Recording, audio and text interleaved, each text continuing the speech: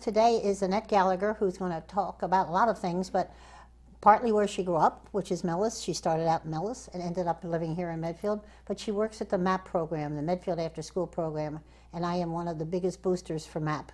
So there's Annette Gallagher. Thanks for having me, Anne. Okay.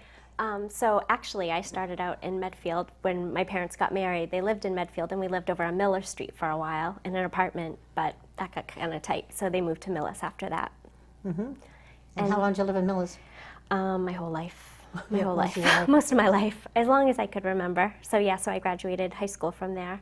And then after that, I went to college, Bridgewater State College. Mm-hmm. And then I never really moved back home. But when I graduated college, there weren't a lot of teaching jobs. So I had a couple of interviews, but nothing was really panning out. And my mom happened to be looking in the Country Gazette or the Milford Daily News, and she found an ad that the after-school program was looking for help in Medfield. So I took that and I applied and met with Gay Shannon, the executive director, and another teacher in the program, and I got the job. And so that kind of brought me back to Medfield. I ended up starting there part-time, 20 hours a week, and it was kindergarten through 6th grade. And it was really small. So that year they had a large amount of growth, and so they ended up hiring like 4 or 5 new teachers, and I was one of them. So where was MAP back then? We were over at Memorial. Okay, we were in the cafeteria and then 2 classrooms in that first wing closest like to the playground. Mm-hmm. So it was great. I loved it. You know, everyone would ask me, well, when are you going to get a real job? Like, because, you know, MAP is just fun. But I really liked that I could be actively involved with the kids. I could teach them anything I was excited about. And if I was excited about it, they would be excited about it. That's a great theory. I like that. Yeah, it was so much fun. You know, I had successes and failures. Not good at making lollipops. Not my thing, but lots of arts and crafts and cooking, other things, great. How did you goof up lollipops? I think I just let them, like I was just waiting for them to cook, mm-hmm. like to come into that right consistency, sure. And it just started smoking. I'm like, okay, so my project's over, and they're like, okay. They didn't even care. They were just having fun. They didn't mind at all. And then MAP continued to grow, and we moved our space over to the old middle school, which is now the high school. And we went through another growth spurt, and we did some consulting with some outside groups, and they felt that MAP would benefit because of the size, not to be just K through 6th grade, but to divide up. So at that point, we divided into a K1, a 2-3, and then a 4 through 6 program. And we spaced ourselves out. We were still all in the same place, but each group had teachers who worked right with that age group. And so luckily, you know, there wasn't a lot of competition. Everybody kind of felt like they gravitated towards a certain age group. Mm-hmm. So I loved the K1s, so I went for that. One of the other teachers went for the 2-3, Stephanie, sure. And she's still there today. And then another teacher did the older kids, and it worked out perfect. So I've been working with the kindergartners and 1st graders for such a long time. You were single when you started, correct? Yes. Yep. And now you're not. And now I'm married. Yep. And how did that come about? Well, MAP built a modular classroom at the in response to the school asking us to provide before kindergarten care. We'd always done after kindergarten care, but there was a need for a program in the morning.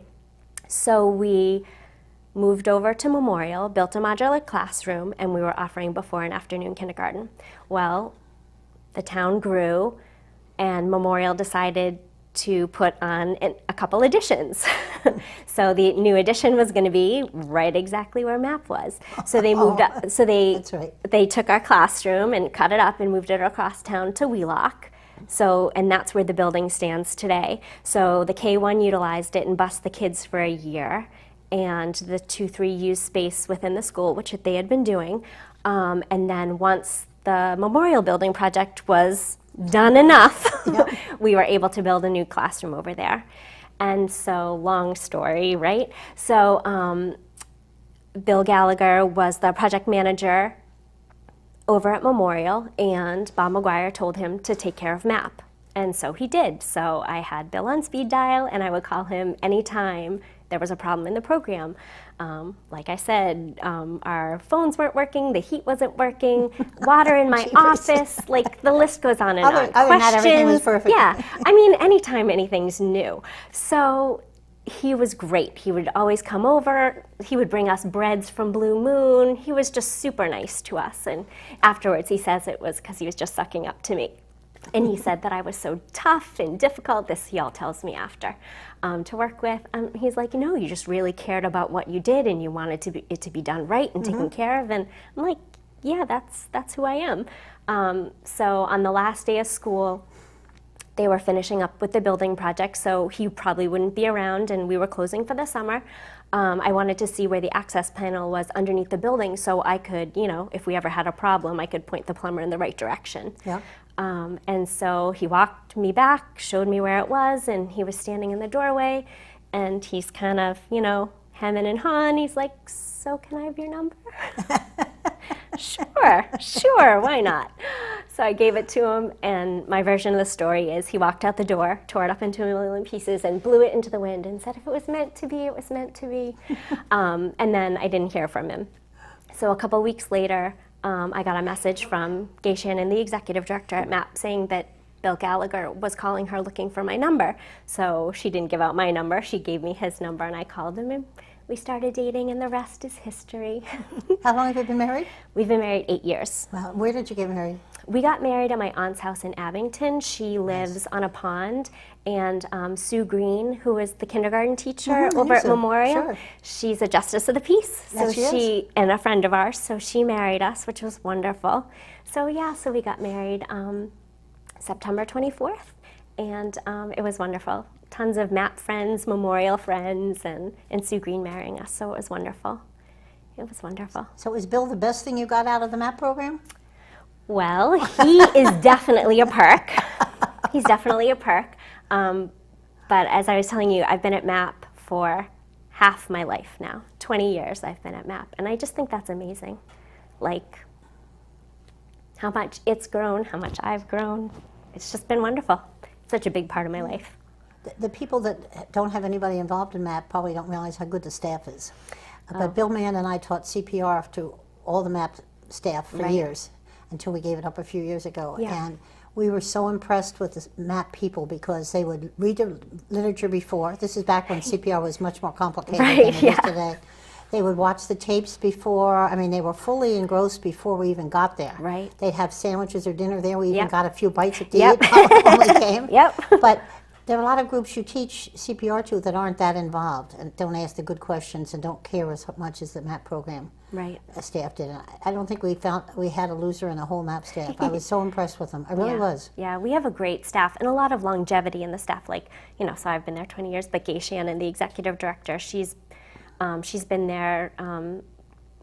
Let's see, I should use my cheat sheet. Gay, yep. So in 1989, that's when MAP was started because the Y pulled out of Medfield, and so a group of parents got together to start up this program, and she came in the following year. Okay. So she's been there forever, and then some of the other staff who've been there forever, like Kurt Jackson, Megan Jackson, who also met at MAP and got married. Oh, that's right. I forgot they met there. Yep. And Kurt's, and they're moving to Medfield. And they're moving to Medfield. Yay. Yep, so exciting. He gave me a big hug today when I went in to get you. Yeah, it's nice. And a lot of our other teachers have just been there a long time, and I think it shows how invested they are in the program. And like, we really care about what we do and providing a quality program for the kids.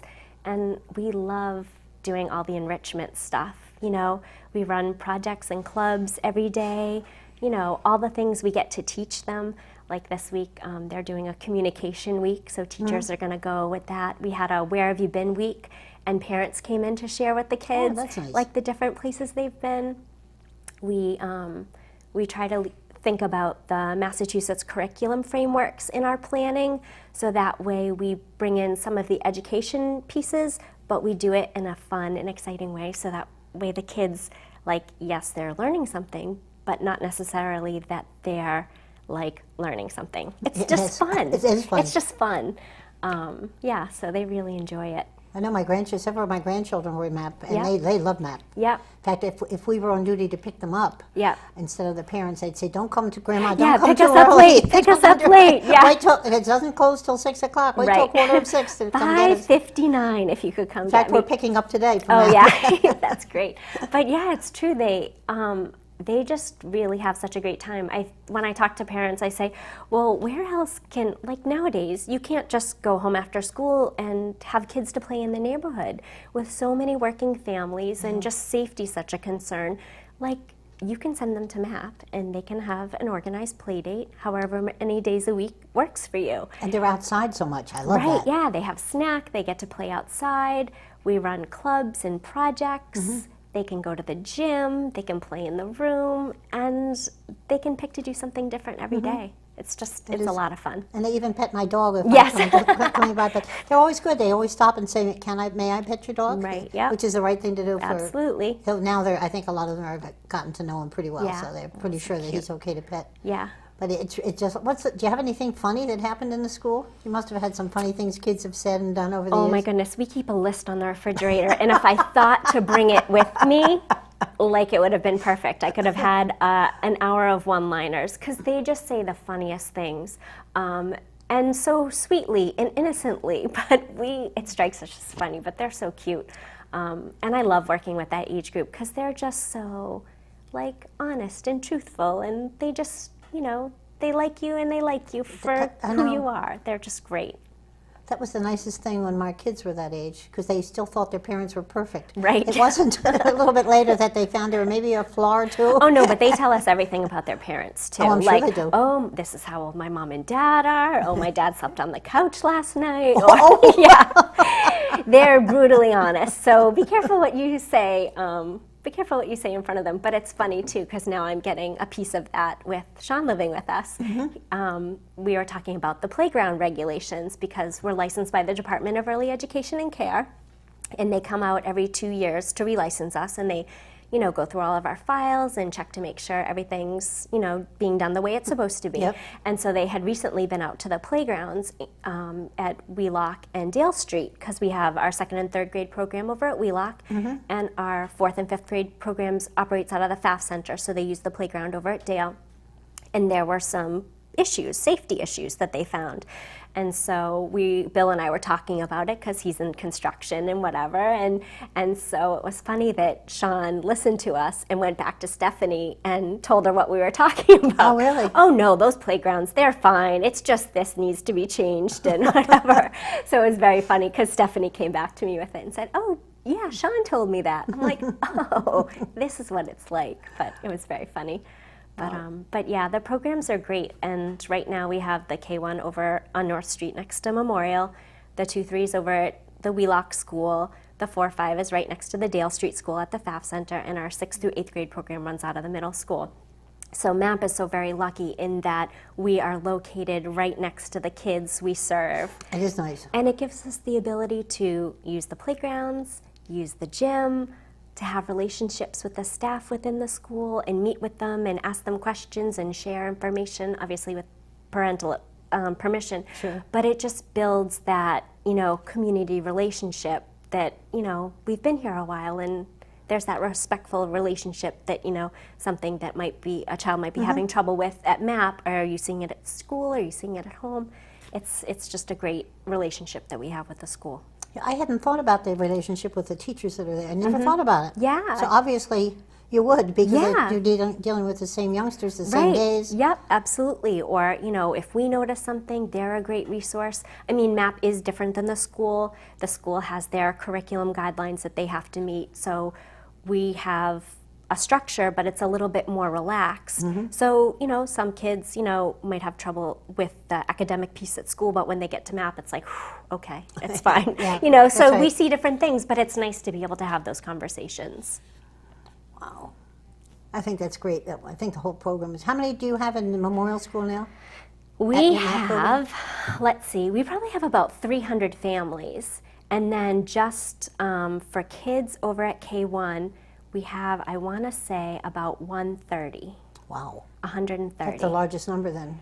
We have the largest program, right? Yes. Because we have kids in the morning before kindergarten, kids after kindergarten, and then in the later part of the day, we have full day K kids, first graders, and then any one of those kindergartners who could come back. So we're licensed to have 99 children, which we never all have in that one building at once. But again, having that good relationship with the school, we spread out. So we use our main building, and then we can also spread out into the cafeteria, the gym. We have access to the health room in the school to run clubs, and of course the playgrounds and the fields. We can go everywhere, and we're staffed accordingly. The Department of Early Education and Care requires a 1 to 13 ratio, and we try to do a 1 to 8 for the kindergarten group and 1 to 10 for our first graders. So there's a lot of us there. 1 to 13 sounds like a very high duty for you people, because especially because you're going outside and you're inside and you have to keep track, and 13 kids would be a lot to monitor. But it's never usually one teacher with 13 kids anyway. We usually travel a little bit bigger than that, so there's always another staff person or an aide. And we use two-way radios to talk to each other when we're in different spaces. When we're moving kids through the school, we have a teacher who floats and makes sure that kids going from the gym make it back to the MAP building. I have seen that, and that's great to make sure that's done properly. They're just so small, and nowadays the school is being used by more and more outside organizations, like, there's marimba practice and brownies and daisies and all those extra people in the school, and you just want to make sure that they're going where they're supposed to be going. And we keep tons of lists, making sure that we have everybody we're supposed to have at all times. But they've also done some nice things. I had a bad accident a few years ago, and I was in the hospital for 3.5 weeks, and when I finally got home, Kurt brought a bunch of the kids over to clean up my yard. I know, isn't that so nice? I'm hobbling out there with the walker, and there they are picking up sticks and raking. Thought, what a nice thing to do. A great lesson for the kids. Yep, absolutely. I thought, he said it was a way to pay back for the CPR, and I thought, that's not really why they're doing it. But the kids, I hope the kids realized what a good thing they were doing. Yeah, and we do try and encourage that. We had a week this year called a theme, we did Pay It Forward. So we kind of talked about, people do a lot of nice things for them, but what could they do to be nice for others? So they did a bunch of different activities to try and pay it forward, like they bake treats for their parents or pickup people or caregivers, and they didn't eat any themselves. They made some for me. They made some cookies for me. Yeah, just to do nice things, because I think we are lucky in that we have the opportunity and the time to teach about those things that, they might not have time to teach about at school. Why not? Exposure to it now, even other things that might be a little bit over their head, exposing them to it now, it might stay in there somewhere, and later down the line, oh yeah, I remember doing something in math about that. How about that? And then the most recent thing we did is we helped paint the murals that are hanging in the Lord's windows. Have you seen them? Aren't they great? Half the town has seen them. Oh my gosh, I hope Probably so. more than half. I know, right? But how great is that? The art teacher at the high school reached out to us, and then Brandy, who is the downtown... Brandy Morris? Yes, Her husband's on the building committee. He's the chairman. Yep. Tom Erb. Yep. And so it was great. So the art teachers, put them together and got them all ready. They gave us the tree and then assigned us a season, and we were able to do whatever we want with them. And they came out so great. I was worried about ours being kindergarten and first grade, but they did a really good job with it. They took their time, and I hope that they feel pride when they walk by and be like, I did that. I'm still amazed how many people comment on the pictures. It's great. Yeah, it's so fun. We have so much fun. Have you kept track of any of the youngsters that were with you 20 years ago? You know how they're doing today? It's so great. This year's graduating class has a lot of kids who we've kind of kept track of or have kind of maintained relationships with, and they're doing so great. So great. Kurt was telling me this morning he went to a graduation party for two boys who had been at MAP. They had moved on to private schools, but they were going to, I think, Duke, and had been accepted at Harvard, and just amazing. And one particular group of girls, they were friends at MAP, and they stayed friends all the way through and did sports all the way through together. And just amazing, like, how well they're all doing. It's fantastic. It's such a good feeling. I bet it's a good feeling. You know, knowing that they came to the program and, wow, look at the takeaway. I mean, I like to think that we had a part in that, you know, fostering their friendships, helping them, you know, navigate the bumps and negotiate. And, yeah, but it's great. And there are bumps, even in towns like Medfield, there are bumps in the road, no question about it. Yep. And it's great to have you guys. Do some of the youngsters talk to you when something's bad or sad going on in their life? Yes, absolutely. And because, like, you know, they just put it out there as a matter of fact. Like, we've had a couple tragedies recently, you know, with the, in Newtown and at the Boston Marathon. And, like, you just really hope and pray that families are kind of sheltering their kids a little bit from that. But not all families can. So some of our kids, so young, are knowing about these things, and we're put in a position where we need to try and help them and support them. We don't understand why all these terrible, horrible things happen. So just trying to be reassuring to them that they're safe, that we take good care of them, that they're going to be okay with us, and kind of redirect them, like, oh, well, let's think about something happy. Let's go play a game, and, you know, and definitely being in communication with the parents to let them know if their child is bringing up anything that's, you know, scary or sad to them, so that way they can kind of address it too. I mean, that's another awesome part of MAP. We see the parents or caregivers, you know, every day. They're either dropping off or picking up. And we have a teacher who's kind of assigned the role as greeter to welcome them to the program and let them know anything specific they know about their child's day and get them back to the room and things like that. But that we can have those conversations with parents. We don't have to email them or call them, but we utilize that too if we don't see them. And just having that open communication with them has worked out fantastic. What if it's something personal just in their family? They will tend to talk to you as well? Sometimes it's hard. I think that, you know, if it's something going on in their private lives and they don't feel it necessary to let us know, but if the kids let us know, that's when we'll broach the subject with them. So, you know, they might say, my Grammy's really sick or whatever, and, you know, my dad's down there, whatever. We would take that cue and be like, oh, we should really follow up with that parent and say that they're talking about it. If they're talking about it with us, you know it's weighing on them, especially when they're in an environment where they could be playing with their friends or coloring or drawing or building or doing something else, but that they're talking about it with us, that it's weighing on them. So what's great is, you know, having that open communication with the parents, and, you know, they're welcome to share as little or as much as they want, and we just want to be in the know, so we're able to support the child in our program. We're not doing it to be nosy or anything. It's just that if it's weighing on them and we can be supportive and, you know, use common language, then it's just for the benefit of the child. So I have a feeling each one of you staff members is important in a youngster's life. Oh, yeah. I mean, it's so much fun. And what's great, because we have a diverse staff, that, you know, different kids gravitate towards different teachers and their personalities and things like that. So it's great. So while you don't have your favorites, but, you know, there's just kids who want to come see you or give you a hug or tell you about their day. Or the other morning, one little girl, her grandparents dropped her off, and she was so proud of her grandparents and so proud of her MAP teachers. She walked them around the whole room and introduced them to everybody. Oh, that's nice. It was so sweet, and the grandparents were just like so appreciative to like meet the people who she was excited about.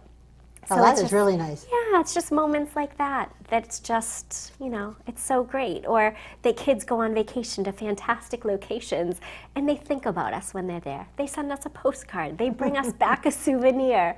It's just great. And it's just part of their lives. Yeah, and you know, when they're in school and they talk about it, they're like, I go to MAP. Do you go to MAP? Like, all the cool kids go to MAP. You should go to MAP. And we have had kids and parents who, you know, might not have needed care because they're working or, you know, but they just, their kid talked to them so much about it and nagged them every day that they wanted to go, that they signed them up to bring them, which is great. Because it just, you know, the more kids we have, it's just fun. It's just fun. All those different personalities too. Yeah, I like hearing the noise when I walk by. I really do. I think it's great. Yeah, some people are like, oh my gosh, how can you work in that? I'm like, I have no problem. I had 6 kids, so Yeah, you have a high tolerance too. You could walk in there when they're all being crazy and it's fine. But we say we have controlled chaos. Controlled chaos. We have a plan and a schedule, but the kids don't always know about it. But yeah, we got them under wraps. Oh, I think that's great. No sad stories then, just everything's a success or happy.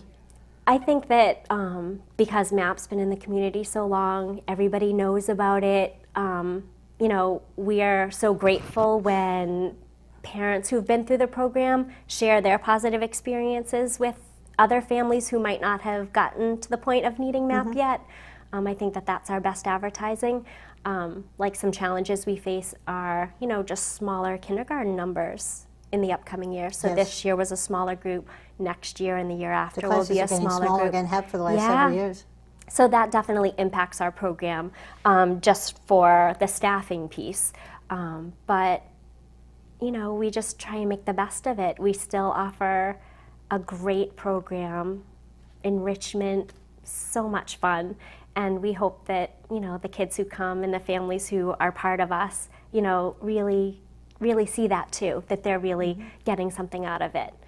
Do you have any youngsters that are physically impaired? No, we do have, we have some kids with diagnosis, nothing that, prevents them from participating in the program. We will take, any child into the program as long as we can meet their needs. We definitely, when parents have students with, we have a lot of families with severe allergies, learning disabilities, attention issues, things like that. And again, working with the parent is the best. They know their child best. They're our best resource. We sit down and meet with them. They tell us everything.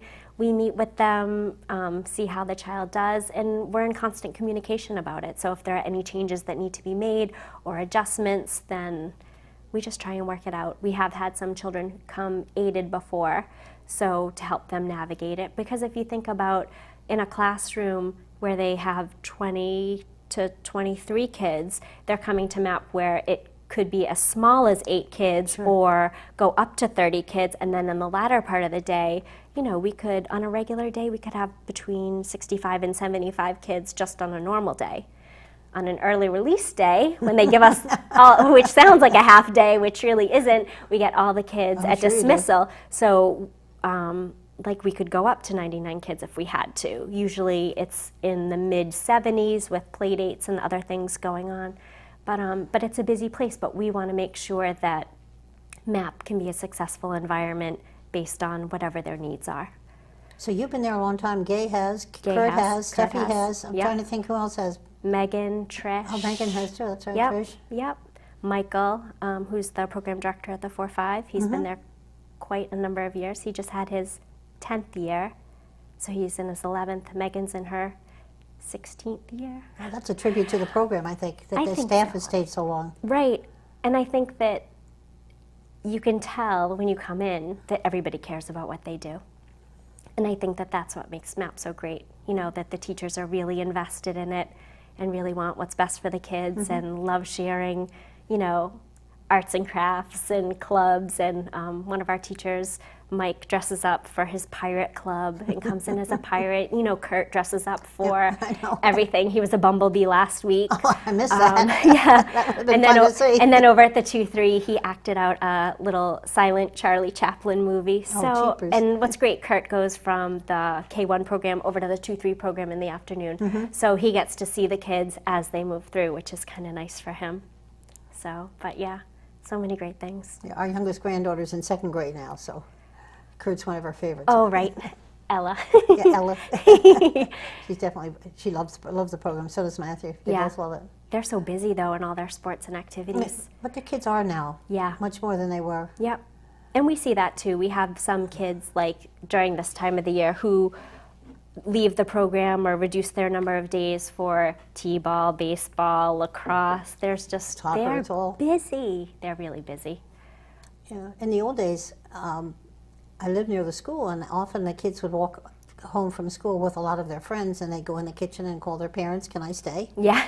But back then there were so many fewer activities after school. We had soccer, didn't start till some of my kids were halfway grown. Yep. Didn't have lacrosse back then. Ice hockey was more limited than it is today. Right. So it's very different. But I like that casual playing time, which basically they're getting in MAP. Yeah, they have that opportunity to choose to just play, or they can do a project or a club. And our clubs are 6 weeks in length, and they get to pick if they want to participate in it. Like, so it's not like their parent signs them up for it. They're like, what are you interested in? Do you want to do summer fun club, or Megan had a Lego club. There's just photography club. There's just so many different, a history club, so many fun things we offer. I'm trying to think. I think it's about 45 different clubs over the course of the year. We have a Spanish club going on right now. So yeah, it's just, and the kids get to pick that. So even though they're just in kindergarten and first grade, they kind of have that power and responsibility to say, this is what I picked to do today, which is nice. It is nice. Because they kind of want that control a little bit. So yeah, so that's so fun. Are there any that want to do their homework when they come there instead of going out to play? We are so lucky at K1 because if they get homework, it's usually something that the teacher wants them to do at home with their parent because they're just so little. What could they possibly give them for homework? They're trying to learn their letters and start reading. We have a nice reading area with lots of books that some kids will choose to spend time in. And actually last week I did see one girl take out a homework worksheet that she wanted to work on. But for them, sometimes it's just fun to take it out to seem like they're older and, oh, look, I have my homework to do. I have to go do my homework. Here's my poetry notebook. I need to read this. Okay, that's great. So they have the time to do it if they wanted to, but they really don't have much homework, so they get to play. They might as well get to play because once they get to second grade, they do really have homework in third grade. And it gets worse. And it gets heavier and heavier, I hear, as they go through. No question about it. All the way up through college. I know. Well, I mean, at least it starts out, you know, slowly and gradually so they can kind of get used to it. And at our other programs, the second and third and fourth and fifth, and obviously at the middle school program, they have space and time for homework. You know, so because the pressures of that plus being involved in extracurricular activities, you know, just trying to get it all done, I'm sure, is a challenge. So kids and parents hope that they can get some of their homework done at MAP during the day. I'm sure. Yeah, and I know at the 2-3 they have a teacher who's in the room who, you know, can help answer questions, go over the work with them, give them spelling tests if they need them, and just kind of helps maintain the room in a good, quiet working environment for the kids, and that's important. Because like I said, some kids have to, when they leave MAP, they have to have dinner and then go to any number of sports, music lessons or whatever. So it's important that they have that time to do it. Do you envision being there in another 20 years? Yes. Yes. Wow. Absolutely. I tell the kids who are in kindergarten and first grade that when they are 16 years old and they need a job, they can come ask me for a job and I will let them work at MAP. And that is another awesome thing. We have had multiple kids do that. Come back. Nice. They graduate, you know, work with us as an aide in high school, come back after college and sub, you know, maybe stay on for a little bit longer. And I think that's wonderful. That is fantastic. And even our aides we have at the K1 right now, they both went through the MAP program because they know what it's like to be in MAP. And it's like almost like they're giving it back to MAP. So it's wonderful to have them because, you know, they're a huge help to us and they kind of know the MAP way. So it's fantastic. Yeah. That's a big tribute to the MAP program itself. Yeah, it really is. That they come back. And a lot of times we have kids who might go to another school who need to do community service. We had a girl and her friend come from Ursuline and they spent a week with us. We had teacher's niece who needed to do a little practicum for one of our classes and she came out and spent some time at the program. It's just nice. It's nice to be part of the community and kind of like have the kids go through and have them come back and work with us. So if I'm there another 20 years, I guess I might see some of our kids have their own kids come through the program and that'll be pretty interesting. That'll make you feel old. Yeah, yeah. But I think it definitely keeps you young working with the young kids. Because I tell them all the time, I'm like, I'm in kindergarten and first grade forever. I'm never going to graduate. This is the best place ever. And it really is. It's like the best job. Keeps you young. Oh, absolutely. But I love it. I love what I do. I love that, you know, I get to hang out with the kids. I have more of an administrative role, so I get that piece in. But anytime I want to take a break, I just walk out the door. And I have friends to play with. And they come to my door and they'll be like, hello. And then they come in my office and they're like, wow. They haven't come to your house yet, have they? You know what's fun is that I tell them I live in Medfield. I think it's great. So kids will know where I live and they'll be like, oh, I saw you in your yard with your dog.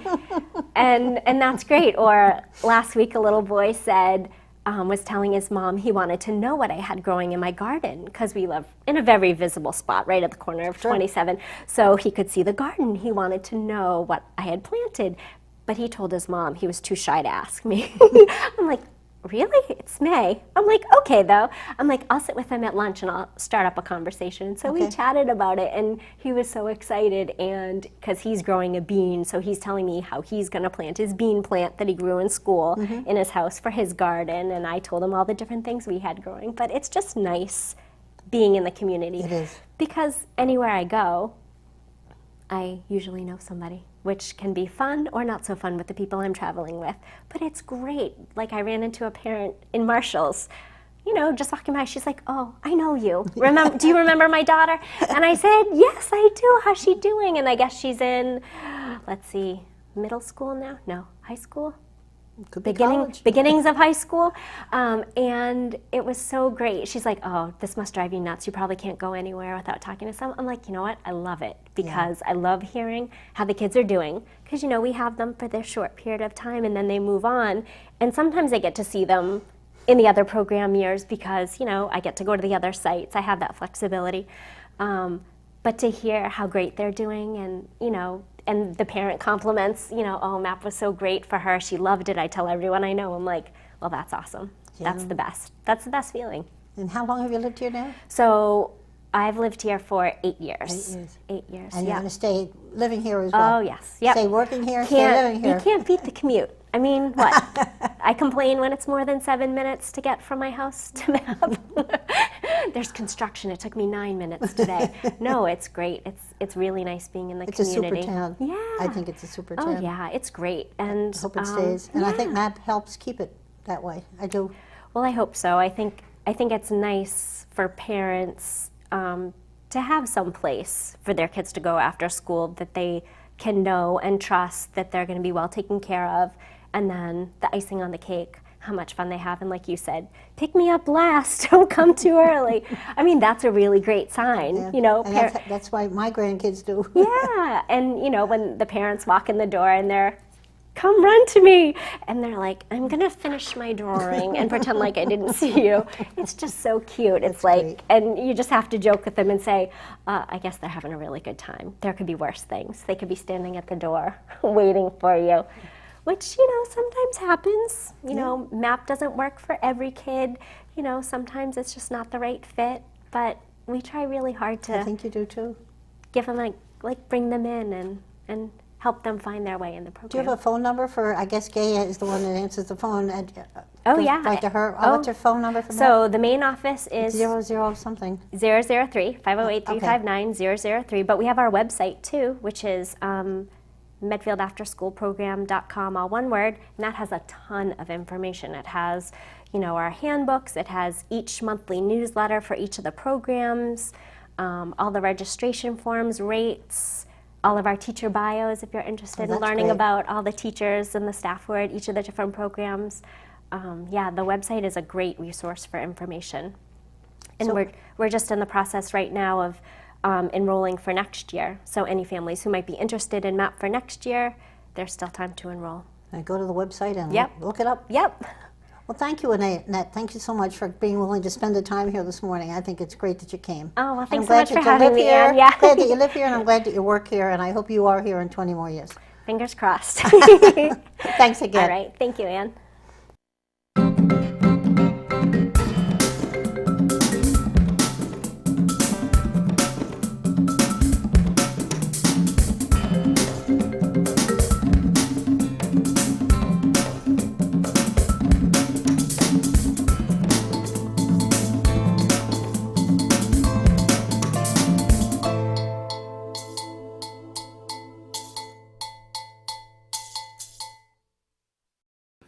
Production support provided by Medfield.tv.